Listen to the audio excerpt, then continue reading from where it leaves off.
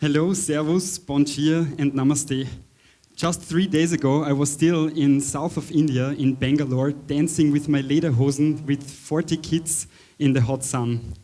Actually, I was there at an NGO called Balemane, which is a girls' shelter rescuing kids, especially girls, from child labor, sexual and domestic violence, and give them a new home. I was there to talk with them and with the organizers and the managers of this NGO to find out what are the problems of a country and what are the solutions the own people, the local people find for these solutions. Actually, me dancing there with the lederhosen and the kids made a day full of joy and happiness, not only for the kids, only for the managers of the NGO, and as well for me. So I want to ask you to join this journey off a beaten track. 2 roads diverged into a wood, and I took the one less traveled by, and that made all the difference.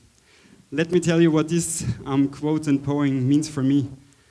I grew up with my great-grandfather who was blind, and my family took care of him when he turned blind, before I even was born.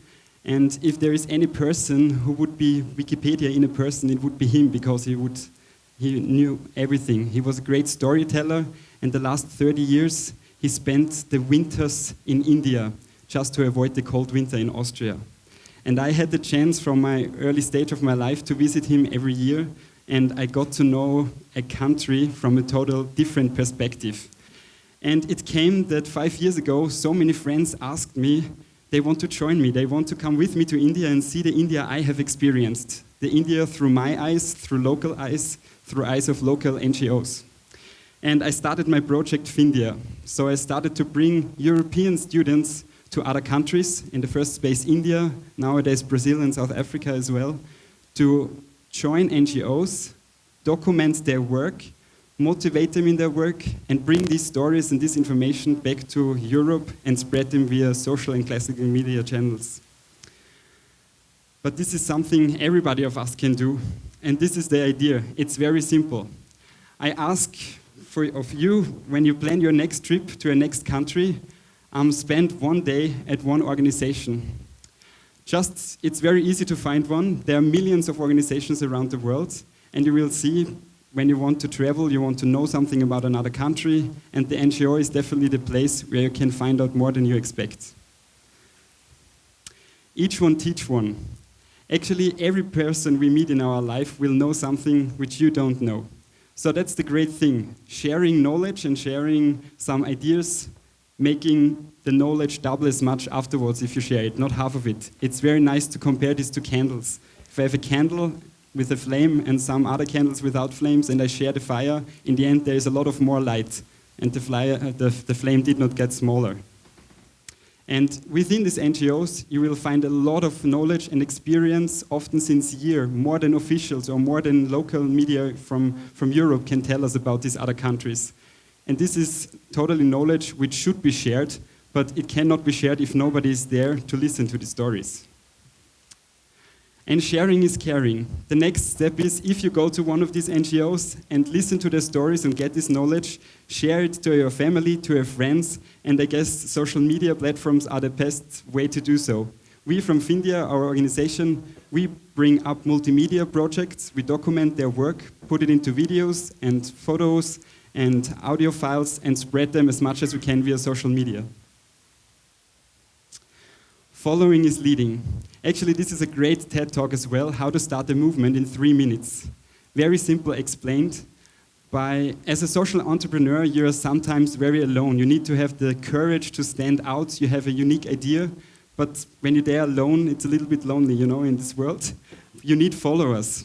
And the first people who follow you, the first ones who come and want to take the journey with you, they are leaders themselves, because they show other people how to follow. By them joining you, becoming leaders as well. One example here from our project is Read My Voice. We started actually a photo campaign asking women around the world, more than 100 women in 3 continents, to give us statements as a woman to the world. And these women who took part and shared their pictures on social media encouraged so many other women to join us as well. These ones became leaders of showing how to join this project. But there is always the but. We heard as well a lot about the organizations, they work in their free time, they have a lot to do, and why would they have some strangers over and sharing their knowledge? And actually, we did this since 4 years in 3 continents, visiting over 100 NGOs already. And for all our experience, we did not find one single NGO which said, no, we don't have time for you. In fact, everybody was very excited to have us. And that's the thing. You're a social entrepreneur, and suddenly somebody's coming from Europe, want to document our work. Actually, that's great. And that's the win-win-win situation. Especially in times of economic crisis, this is something we hear it's very likely to hear. Win-win-win. Win, first of all, for the organization itself. We come and motivate them. We tell them that they're doing a great job, and suddenly there is somebody who listens to the stories. We motivate them and promote them. The second win is for the people or the animals or whatever the NGO works with. So for in my example, the second win were the 40 kids who were dancing with me and having a great day in India, experience and see the first time how an Austrian boy in lederhosen looks like. And the third win is the personal win of myself. I got great knowledge, something which I could not find maybe in Wikipedia or not in a book, but by the stories the people from the NGO told me themselves, their experiences, and I got these experiences for myself as well. So there are the 3 wins. And we live in a time of profound changes and transformation, and the challenges in the world are considerable, but so are the opportunities.